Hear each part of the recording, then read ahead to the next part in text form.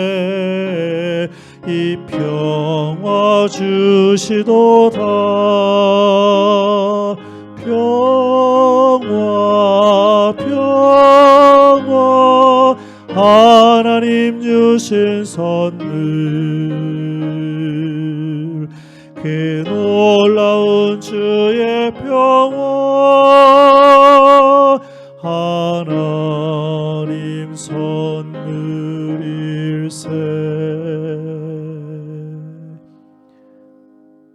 하나님, 오늘도 우리들에게 하루를 허락하여 주시고 또 오늘도 하나님 말씀 듣고 기도하며 또 찬송하며 하루를 시작하게 하시니 감사를 드립니다. 특별히 우리가 마지막 때를 주님 다시 오실 날을 또 기억하며 오늘 하루를 살아갈 때 하나님께 예배드리게 하여 주시고 특별히 오늘 만나는 사람들과의 관계에서 평화를 만드는 하나님의 평화를 이루는 그래서 하나님의 말씀대로 실천하며 살아가는 오늘 복된 하루 되게 하여 주옵소서. 예수님의 이름으로 기도합니다. 아멘.